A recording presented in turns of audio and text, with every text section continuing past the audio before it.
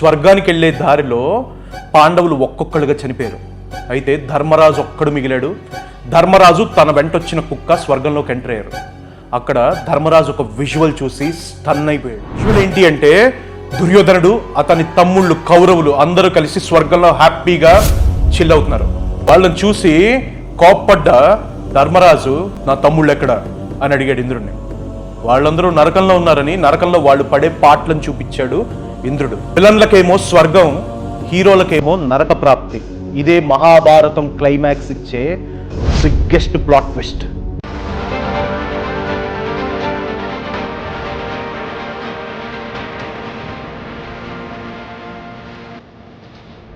పరీక్షితుడికి పట్టాభిషేకం చేసిన తర్వాత పాండవులు హస్తినాపురాన్ని వదిలేసి వాళ్ళ ఆఖరి మజిలీని మొదలుపెట్టారు. ఆ జర్నీలో వాళ్ళతో పాటు ఒక కుక్క కూడా తోడొచ్చింది. కానీ ఈ ప్రయాణానికి ఒక రూల్ ఉంది. ఏం జరిగినా వెనక్కి తిరిగి చూడకూడదు. చూస్తే వాళ్ళకి స్వర్గలోక ప్రవేశం ఉండదు.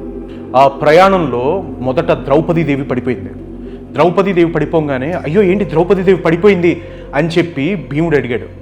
అయితే ద్రౌపది మన 5గురిని పెళ్లి చేసుకున్న అర్జునుడి మీదే ఎక్కువ ప్రేమ చూపించి అతనితో టైం స్పెండ్ చేయడానికే ఎక్కువ ఇంట్రెస్ట్ చూపించింది కాబట్టి ఆవిడ పడిపోయింది అని చెప్పాడు. తర్వాత నకులుడు పడిపోయాడు, సహదేవుడు పడిపోయాడు. నకులుడు పడిపోవటానికి కారణం తనకన్నా అందగాడు ఈ భూప్రపంచంలో ఎవ్వరూ లేరు అన్న సౌందర్య గర్వం. సహదేవుడు పడిపోవటానికి కారణం తనకన్నా జ్ఞాని ఎవ్వరూ ఈ భూమి మీద లేరు అన్న పాండిత్య గర్వం. తర్వాత అర్జునుడు పడిపోయాడు, ఎందుకంటే అది అతని వీరత్వ గర్వం. తర్వాత భీముడు పడిపోయాడు, ఎందుకంటే అధిక తిండి తన బలం మెత్త అనుకున్న గర్వం వల్ల. అయితే ధర్మరాజు ఒక్కడు స్వర్గలోక ద్వారాలను చేరాడు. బట్ ఇంద్రుడు అక్కడ ఒక రూల్ పెట్టాడు, కుక్కలకు స్వర్గలోకంలో ప్రవేశం లేదు అని.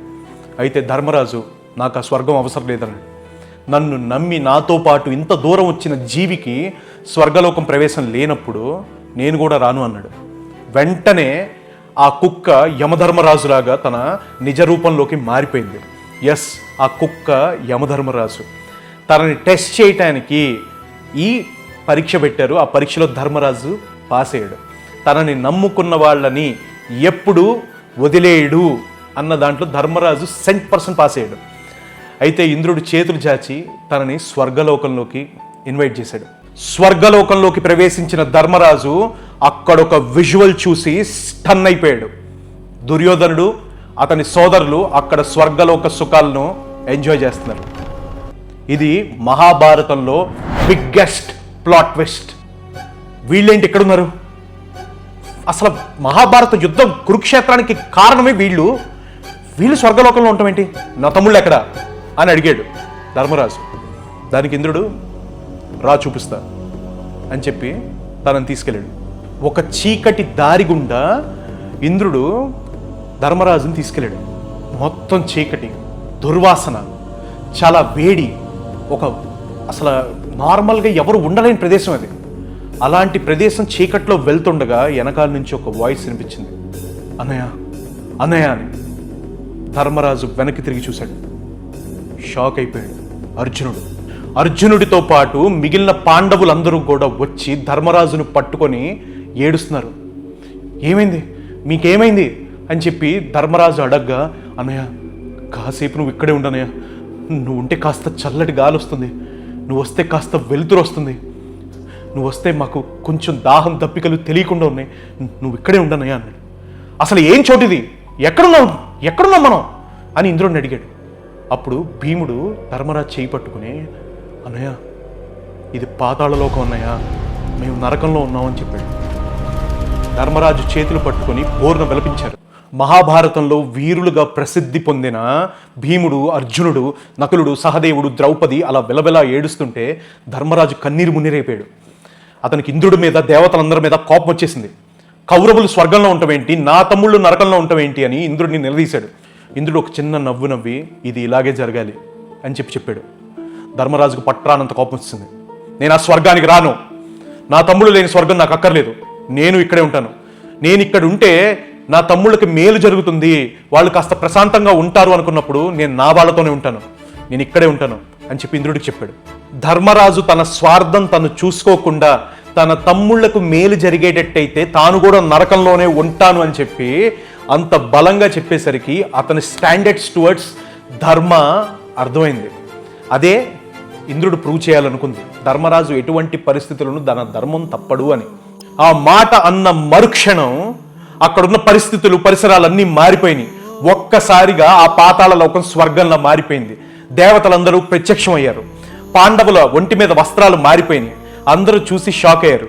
అప్పుడు ఇంద్రుడు అన్నాడు, ధర్మరాజా, నేను పెట్టిన 2వ పరీక్షలో కూడా మీరు గెలిచారు. మీ అన్నదమ్ముల అనుబంధం, ప్రేమ గెలిచింది అని చెప్పాడు. ఇదే ఇంద్రుడు ప్రూవ్ చేయాలనుకుంది. ధర్మరాజు ఎలాంటి పరిస్థితిలో అయినా తన ధర్మం తప్పడు అని. అండ్ ఇంకొకటి, దుర్యోధనుడు తన తమ్ముళ్ళు స్వర్గలోకంలో ఉండేది శాశ్వతం కాదు అని కూడా ఇంద్రుడు చెప్పాడు. ఎందుకంటే ఇప్పుడు మనం చేసే పాపాలు, పుణ్యాలు ఇలా అన్నిటినీ ఒక తూకం వేస్తే ఎప్పుడైతే ఏదైతే తక్కువ ఉంటుందో, అంటే ఇప్పుడు దుర్యోధనుడు వాళ్ళు చేసిన పుణ్యాలు తక్కువ ఉన్నాయి, ఆ తక్కువ ఉన్న శాతం దానికి సంబంధించిన లోకం ముందు చూస్తారు. అంటే దుర్యోధనుడు వాళ్ళు చేసిన పుణ్యాలు తక్కువ ఉండటం వలన దాని తాలూకు లోకమైన స్వర్గాన్ని వాళ్ళు ముందు చూశారు. అక్కడ వాళ్ళు తాత్కాలికంగా మాత్రమే ఉంటారు. అయితే పాండవులు చేసిన పుణ్యాలు ఎక్కువ ఉండి పాపాలు తక్కువ ఉండటం వలన వాళ్ళు చేసిన పాపాల తాలూకు నరకాన్ని వాళ్ళు ఫస్ట్ చూశారు. ఇదే మహాభారతం క్లైమాక్స్ చెప్పాలనుకుంది. నువ్వు చేసే పుణ్యాలకి పాపాలకి సమతూకం ఉంటుంది. అన్నీ కౌంటే, అన్నీ లెక్కలోకే వస్తాయి. పాండవులు చేసిన చిన్న చిన్న పాపాలు, అంటే ఇప్పుడు ధర్మరాజు మన అశ్వత్థాముని చంపేటప్పుడు అశ్వత్థామ హతః కుంజరహ అని మెల్లిగా అన్నాడు కదా, అది కూడా కౌంట్ అవుద్ది. ప్రతి చిన్న పాయింట్ కౌంట్ అవుద్ది ఇక్కడ. కాబట్టి ఎవ్వరు దేని నుంచి తప్పించుకోలేరు. భగవాన్ మహాకాళ్ ఈజ్ వాచింగ్ ఎవ్రీథింగ్. నమః పార్వతీపతయే హర హర మహాదేవ శంభో శంకర.